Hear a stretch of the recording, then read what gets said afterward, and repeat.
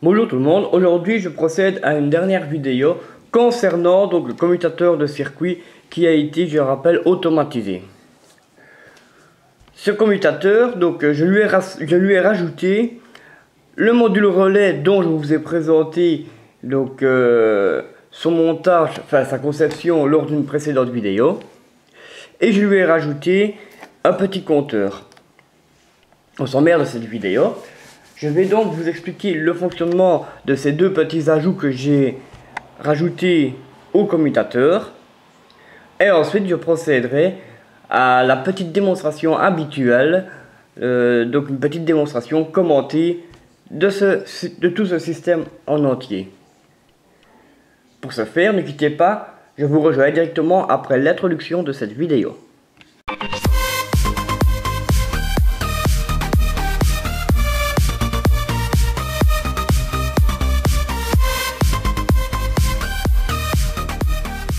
Voici le schéma de tout ce petit système.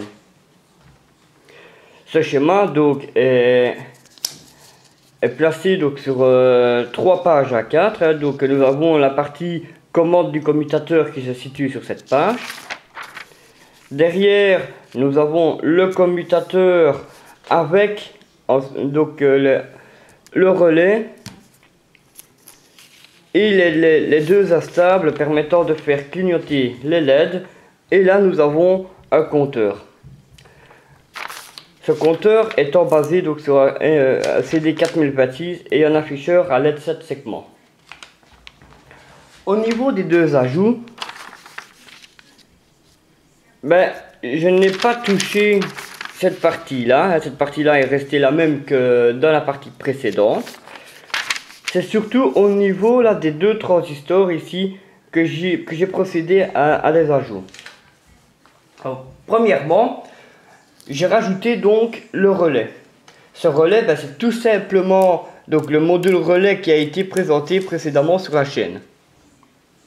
La tension nominale donc de ce relais est de 5 volts, donc la tension de la bobine ici, qui est tout simplement la tension relevée sur l'émetteur du transistor de gauche. Ici, en fonctionnement, quand le transistor ici est saturé, j'ai relevé au multimètre une tension de 5 volts. Les contacts normalement ouverts et normalement fermés donc, de ce relais sont connectés sur les broches d'alimentation des deux NE555 qui sont en aval. Donc nous avons le contact ouvert ici, normalement ouvert, qui est raccordé à la broche d'alimentation de ce NE555 et le contact fermé ici, donc pin 8 U4, qui est tout simplement donc la broche d'alimentation ici de ce NE555.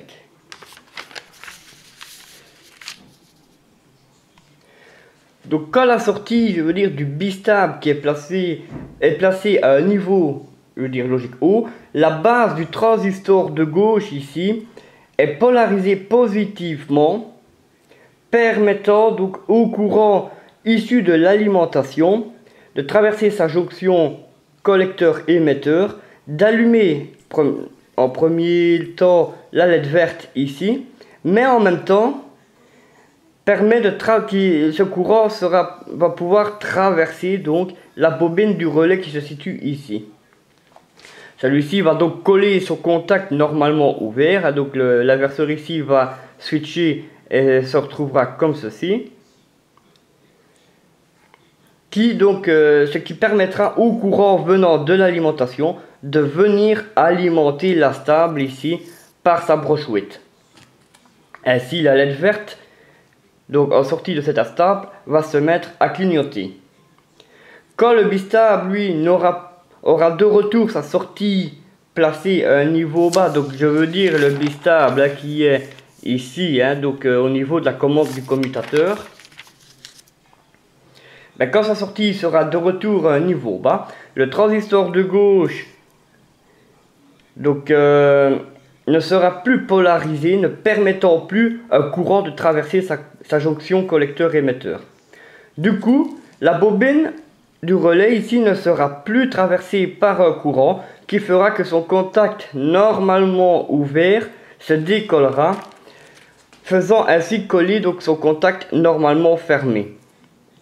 Du coup, le premier astable ici ne sera plus alimenté, mais par contre, vu que le contact normalement fermé a repris sa position initiale, le second astable sera ainsi alimenté par le relais. Donc, comme on voit ici, le contact normalement fermé, une fois que le courant ne traverse plus la bobine du relais, ben, ce contact reprend sa position initiale, donc comme ceci, ce qui aura pour effet, via l'alimentation, de venir alimenter donc l'astable ici via sa broche 8.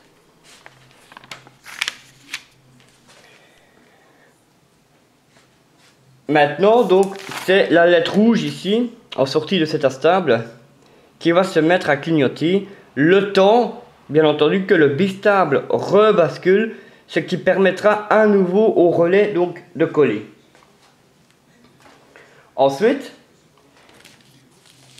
après ce relais, j'ai rajouté donc cette partie ici, qui est tout simplement un compteur. Vous reconnaîtrez ici donc le décodeur CD4026 qui permet de brancher directement à ses sorties les segments d'un afficheur à l'aide de cet segment. Donc en même temps que le circuit, je veux dire, est activé, nous aurons ici le compteur qui sera également activé, et celui-ci est basé donc, comme je viens de vous le dire, sur un CD4026 qui commande un afficheur à l'aide de cet segment. Le lien donc vers la vidéo expliquant le fonctionnement donc de ce compteur sera placé donc dans la description, afin d'éviter d'avoir une vidéo trop longue. Donc je place le lien de la vidéo qui explique son fonctionnement dans la description. Pour s'incrémenter, donc le CD4026 a besoin d'une impulsion positive sur son entrée d'horloge, qui est tout simplement sa broche 1. Celle-ci donc est connectée au collecteur du transistor de droite du commutateur. Donc on voit ici le collecteur du transistor de droite, ici là. Ben, on voit que là, on a une connexion qui se dirige vers la broche 1 de U5, U5 étant tout simplement donc le CD4026 qui est ici. Donc celle-ci, donc quand celui-ci, quand le transistor là, donc je reviens sur l'autre page, quand le transistor ici est passant, la lettre rouge fatalement donc elle s'allume, mais une partie du courant va également donc rejoindre la broche 1 du CD4026 via la connexion ici, ce qui va placer donc cette broche à un niveau logique haut. À ce stade, donc le compteur ne s'incrémente pas encore, car il faut donc une impulsion, qu'elle soit courte ou longue, donc au niveau de cette broche. Une fois que le circuit là aura commuté, c'est maintenant le transistor 1, donc quand le circuit, je veux dire, aura commuté, que ce transistor ne sera plus passant, mais que celui-ci redeviendra passant. Donc, c'est la LED verte ici qui sera allumée. Le transistor 2, lui, sera de retour bloquant, faisant que la LED rouge, ici, elle s'éteint. Et qu'il n'y a plus de signal au niveau de la broche 1 du CD4026. Ce qui la place maintenant à un niveau logique bas. De cette façon, une impulsion a donc été créée sur cette broche, permettant à la puce d'incrémenter donc toutes ses sorties, de sorte que l'afficheur allume le chiffre juste supérieur à celui qui était affiché. Donc tout ce cycle va se répéter donc à l'infini, mais on peut à tout moment remettre à zéro le compteur tout simplement en plaçant sa broche de réinitialisation, qui est tout simplement la broche caisse de cette puce, à un niveau logique haut, grâce ici à l'utilisation du bouton poussoir. Voilà un peu pour ce qui est du fonctionnement donc des deux petits ajouts que j'ai placés dans le circuit. Concernant donc ce schéma, je ferai un petit diaporama photo que je placerai en fin de vidéo et dans l'ordre fatalement donc de fonctionnement, hein, donc la première partie ici, la seconde partie ici et la troisième partie ici. Donc je placerai donc la photo de ces schémas donc dans un ordre chronologique sous forme de diaporama en fait vidéo, comme ça vous pourrez voir à tout moment le schéma si vous voulez le reproduire, ce petit système là de chez vous. Je vais passer maintenant à la petite démonstration commentée de tout ce petit système. Voici les breadboards avec tout le petit système implanté dessus. Je place ce circuit sous alimentation, hein, donc à savoir j'utilise une pile en 9 volts. Voilà. Directement le circuit se met en action. Et on voit que la LED verte ici elle clignote. Mais quand la LED rouge va se mettre à clignoter et que celle-ci sera allumée, le compteur va s'incrémenter.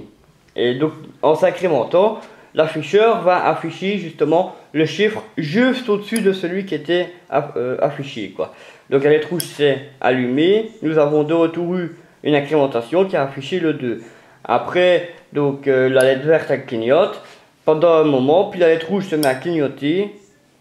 Et quand cette LED rouge donc clignote et que celle-ci, que la LED rouge commutateur est allumée, c'est là qu'il y a une incrémentation au niveau du CD 4026, faisant en sorte donc d'afficher le chiffre juste au-dessus au niveau de l'afficheur, quoi.